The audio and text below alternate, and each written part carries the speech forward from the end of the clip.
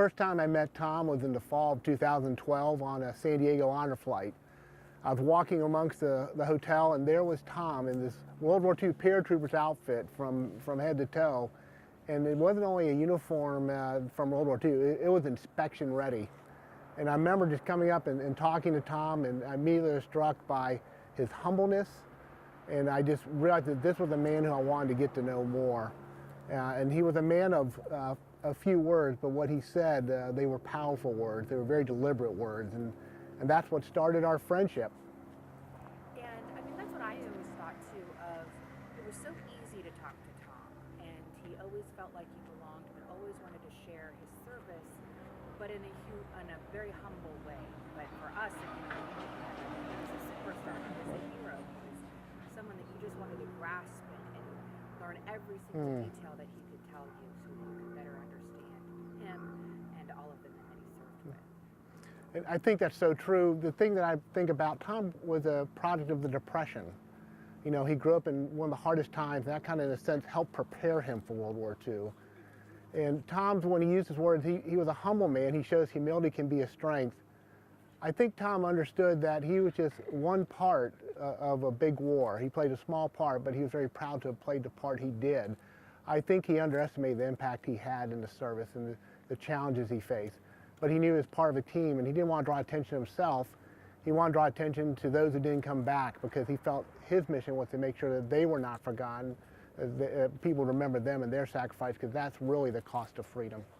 And, you know, as he jumped throughout the years, it was really to honor his brothers. It was to honor them and to remember them. I think, you know, Tom left Coronado in November of 1942, and as he went off the war, he was changed. And I think when people come back from war, we don't understand what our service members have to go through. War changes people. I think he dealt and saw the terrible destruction of war, he saw the face of war, and he saw the friends and family who didn't come back. And I think that was just a very traumatic experience. He said in his book that, you know, he had changed. He was still young, but he was almost an old man inside based on what he had been through. And I think that's the thing Tom wanted us to remember, that there was a price of freedom.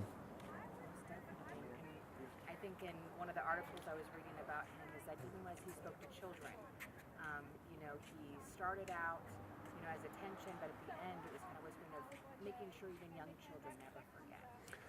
One of my favorite images of Tom is in Carenton, where this little girl's coming up to shake his hand while he's riding in a Jeep. And for that child to touch Tom, she was touching history. She was touching a soldier that her grandparents told her about. These American paratroopers came into our village and liberated us. So all these stories she heard, there was a physical connection between her and one of those paratroopers. In a sense, Tom was a bridge from the past to the present.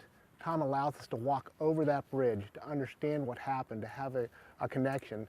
History never speaks with one voice. It's always a manuscript that's being updated and rewritten. But Tom gave us the truth. He was there. He was a participant. And from that, we were much greater as Americans and greater understand our history. Definitely. And even with Tom meeting other veterans as well, maybe helping them kind of heal from some of the trauma that they had gone through when they served. He was. I think his ability to tell these stories and to talk of some of the hardships of what we call today post-traumatic stress disorder, that he was, in his transparency, again, being humble and showing strength, it allowed others to share and talk about things that they probably had not shared and talked about before. And that was powerful in the fact that he not only brought connection, but he brought healing. But also to family members who may not have known their loved one. Perhaps their grandfather died in the war. Perhaps their parents died or who served who they didn't get a chance to talk to. Tom was that link, that direct representation that could connect them. As you give his eulogy tomorrow, yes. What are some of, you know, that's a lot of weight on your shoulders, because, you know, Tom was such an important man, and like you said, he was a man of few words, but he was very deliberate, and so maybe even carrying that into his eulogy tomorrow. I will. You know, Tom left Coronado to go to war, but Coronado never left him. You know, the night before he went off to war, he made, if you read his book, Trial by Combat, he walked around the town in order to see the town. He wanted to remember that. He wanted that to be his guidance and something to warm his heart when things got tough. And it was interesting. The first time he really dealt with danger was in Coronado, right before he left the Army. A house had exploded, and Tom went and helped pull a woman out of a burning house. And it was foreshadowing what he was going to see throughout Europe from D-Day forward. And you think about what Tom went through in the Battle of Bulge. He received the Bronze Star for action in combat. He received 2 Purple Hearts for combat. And we always think about D-Day, but the war didn't end after D-Day. It went on for another 10, 11 months in Europe, depending on when you look at the war ending. I think the most important thing is that Tom knew Coronado. He'd seen war, and he wanted to come back and build something. He wanted to come back to the place that he left and make a better life for those who he'd fought for. But he didn't want us to forget either. And I think that's the thing to remember, that he really showed us a commitment to public service. More importantly, greatness is not found in rank or position, but in serving others. You were great with your words. Thank you so much. Yeah. Is there, I mean, I know there's so much that we can share about Tom, but I think